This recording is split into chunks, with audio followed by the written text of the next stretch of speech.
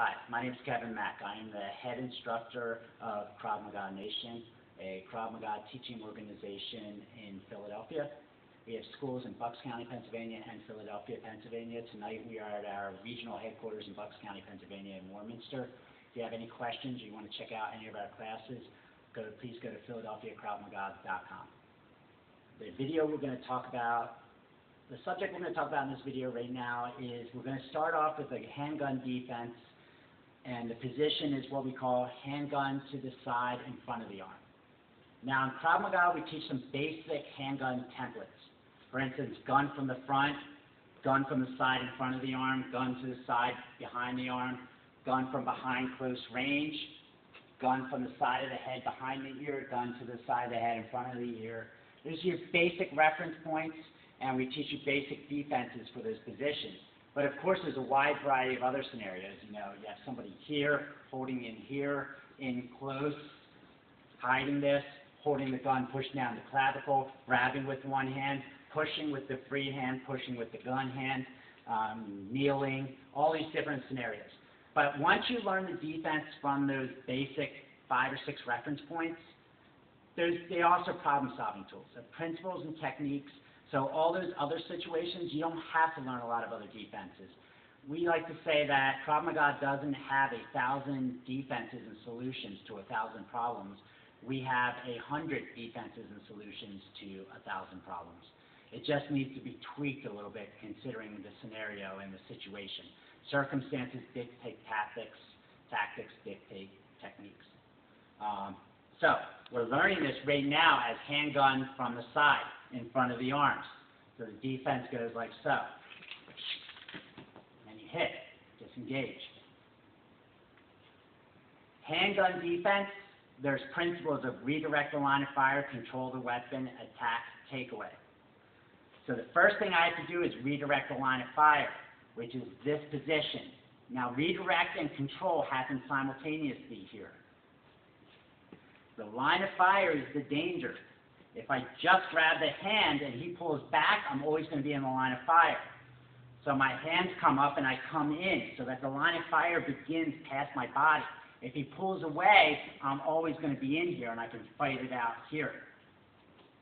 Now the movements are the hands coming up, like you're drinking water from a stream or a faucet. You bring your hands up. It's not one and then the other. The hands come up simultaneously. At the same time shuffling and bringing your leg with you. You are not leaving your leg out. And you're not grabbing one hand and staying here so where you can pull back. It is a simultaneous movement. Using the web of your hand, I'll bring the gun up a little higher so you can see. If the finger was in the trigger guard, the palm of your hand, the web of your hand is going in here. This hand is going to the wrist. It is now a pushing and pulling motion like our cavaliers. You're rolling the gun over, not horizontal, not vertical, but here, over the thumb. Using the shoulder to aid in that. So it's not the strength of the arm, it is the whole body. So the disarm is going off, aiming into the person, and then you can hit. It is dynamic. I'm not overextending though, I am just popping it and then hitting him. But it's redirect, control, attack, and takeaway. R and C together, A and T together. So the disarm is here, redirecting and controlling this simultaneously, then doing the disarm and attacking and coming in here. Using this as an extension of my hand, punching to the eye, to the mouth, and then disengaging, coming offline.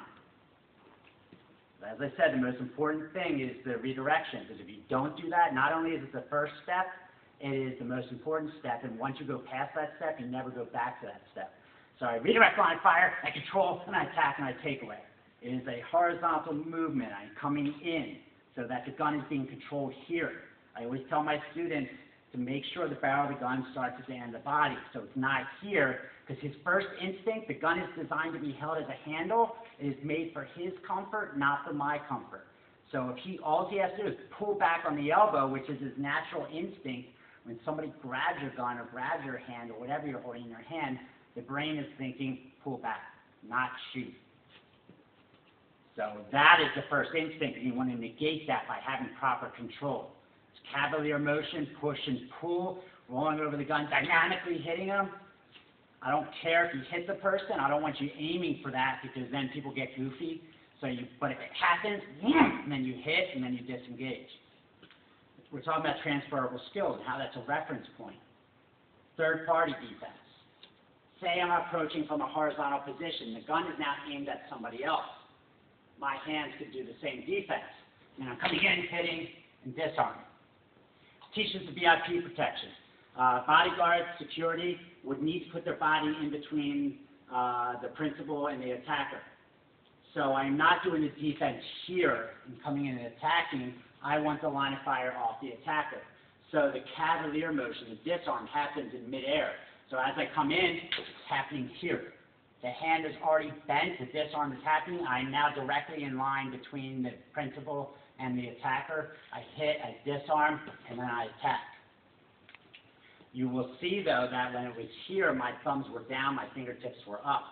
When the gun was low, my fingertips were down, my thumbs were up. Your body will know. My instructor does this demo, and you can do it with your students. If you're an instructor, he throws a stick, or if it's a training gun, high in the air. The student reaches like so. You hit low, you reach down with your fingers down.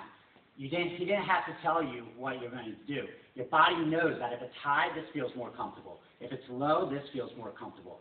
Sometimes you'll see people doing mixes of the two. So listen to your body. So the gun is there, it's the same defense, same attack, it's going high. If it's low, my hands are coming low. High, doesn't matter. I could be seated. This could be a hijacking on a plane. I'm coming in here, I see the person, the threat has presented himself, it's moving, it's coming in. I get up and I do the disarm, I disengage and I attack.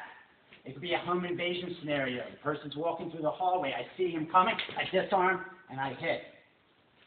I know some instructors like to teach to do the disarm and pull back to protect their principal.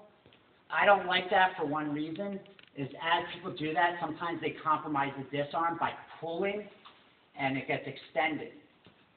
Use the dynamic of your body to come in, then hit, then disengage.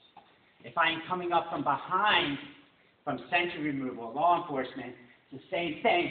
I come in and then I hit. I am using my entire body to do the disarm and to an attack. So you learn handgun from the side defense. Hit. You learn third party from the side, horizontal. Hit. You learned airline scenario, coming out of the aisle, presenting itself. Somebody presenting through the room. You see them coming through the hallway. You come in, you attack. Sentry removal, somebody's armed guard coming up under the line of sight, coming in, doing the disarm, and attacking. All those same principles. We also use the same motion as our kind of survival situation. If I'm doing gun from the front and I mess up or I start to miss, I'm just going and grabbing the gun and doing the disarm. It's kind of like our go-to position. Even if the guy is drawing and the gun presents itself, I can jam the hand there, do the disarm tight into the person. So this position, hands down, fingers up, fingers down, using the web of the hand at all times. The same position is here as it is here. I have a grip here, all 5 fingers, because remember it's designed for his grip. I don't want to grab the pipe here, have him rip. I also don't want my fingers exposed here, so I have no grip. Palm of the hand on the trigger guard, grabbing, disarming, using your whole shoulder into him. Rolling it over, aiming the line of fire down into the attacker. That's 20 different applications for that one situation. You know, so once you get these things down. So just remember, though, what's going to happen. He's going to pull away. You need to have this position here so you can go with them. Hit, disarm, attack. You don't want to fight it here to where the line of fire can be centered on your body. That is handgun from the side in front of the arm. It wasn't the natural progression if I was teaching it. My most important detail I wanted here was to show you how the skills are transferable. That's the beauty of Krav Maga.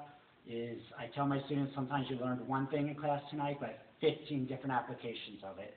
My name is Kevin Mack, Krav Maga Nation, Philadelphia, www.philadelphiakravmaga.com. check out the rest of our videos. If you have any questions, feel free to email me through our website, and I'll answer any of the questions you might have. Thank you.